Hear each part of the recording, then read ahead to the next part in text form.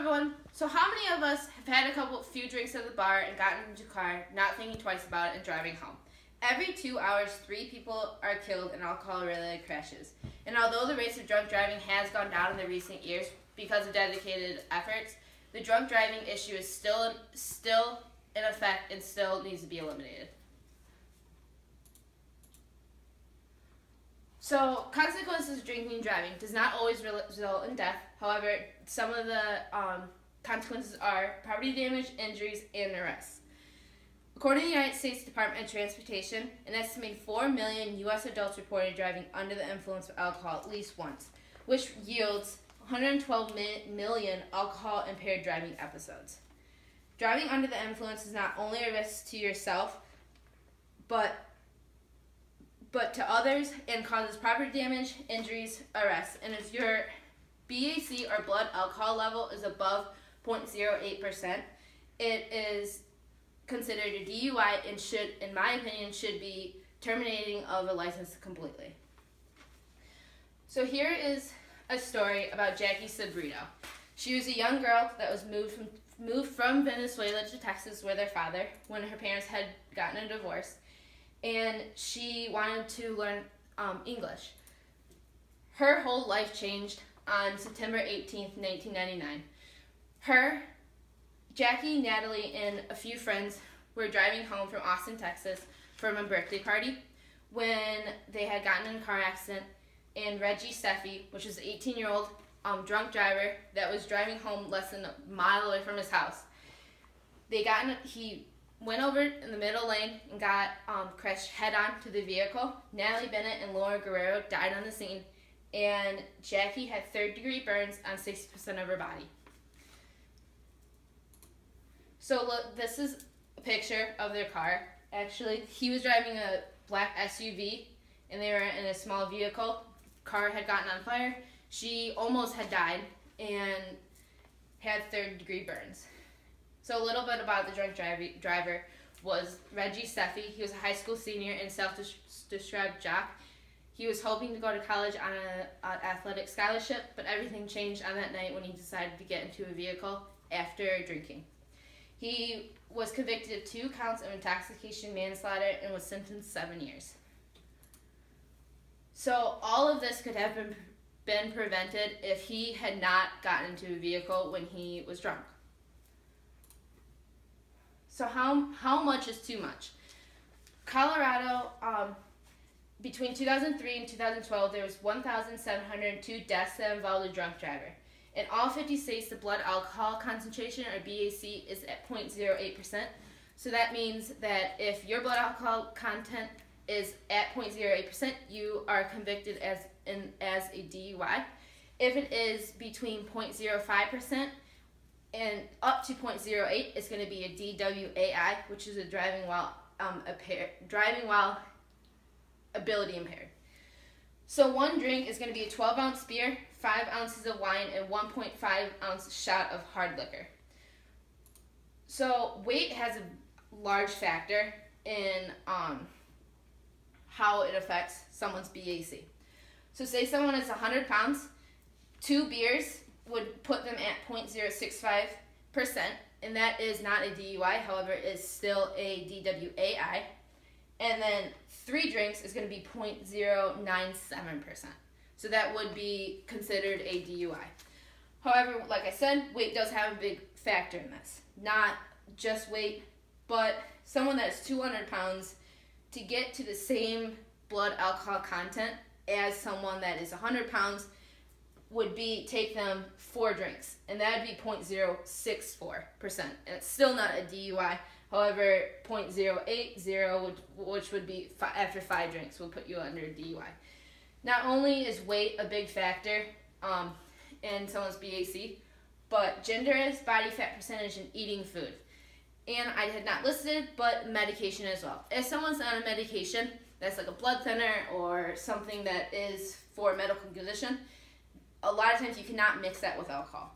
Therefore, if you have one drink and you're 100 pounds, you would think that, oh, well, it's fine, it's on the chart, whatever. That's not the case.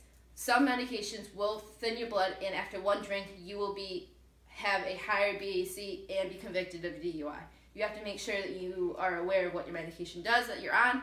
And a lot of them say do not mix with alcohol, do not drive, even like NyQuil or ZQuil. It says do not operate a vehicle or drive anything when on this. So gender, males are able to drink more than women, mostly. And then body fat percentage and eating food. It is proven that if you eat food, alcohol is absorbed in the food, and it doesn't affect you as much. So overall, if you're wondering how much you can drink before driving, the answer is none. It does not matter if you think you're not drunk or not. It matters that if your BAC level is 0.08%, you get a DUI. And also, DUIs and DWIs in Colorado, it's very important to educate yourself in the laws of your state because they do differ, and some of them will affect the jail time, fines, and penalties, and license suspension. So it all depends on what your state is, but all 50 states do have the DUI blood alcohol concentration of 0.08. So that's all the same, all 50 states. So jail time, DUIs will have up to 1 year, fines and penalties for DUIs up to $1,000, and license suspension is 9 months. For the first offense for DWAI, which again is between 0.05% and to 0.08, is going to be 180 days in jail, $0 for fines and penalties, and 0 months of license suspension. Moving on to second offense, jail time for DUI up to 1 year, $1,500 for fines for DUI, and 1 year for DUI and license suspension. For jail time for DWAI is going to be up to 1 year, $1,500 fines, and 1 year as well on license suspension. What I found shocking was for the third offense is jail time for DUI is going to be 1 year, $1,500 again, and 2 years for license suspension. But what I did find shocking was that the fines for DWAI goes down to $1,000 instead of the $1,500, which was the second offense, first and second offense. So license suspension is 2 years again for DWAI and up to 1 year for jail time. I believe that these penalties aren't harsh enough, and people that get a DUI 3 times only face up to a year in jail. Therefore, people aren't taking it seriously. They get out of jail, pay the fines off, they get right back into the car, they drink again, and they put your family, your loved ones, your friends, yourself, themselves in danger every single time because this isn't harsh enough, penalties. So underage drinking in Colorado. This is another thing that I found very shocking and not good at all, is that BAC in Colorado, if you're under the age of 21, which is legal to drink, is 0.02%. Meaning, if you're under 21, you can have blood alcohol content of 0.02%, and that is convicted as a DUI, but like I just went over, first, second, and third offense isn't that substantial punishment. And the Colorado DUI driving laws will say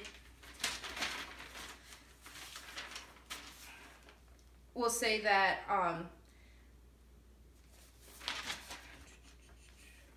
legal age to drink in the United States is 21. Like I said, therefore, why are you legally allowed to drink that much even if you're under the legal age of drinking?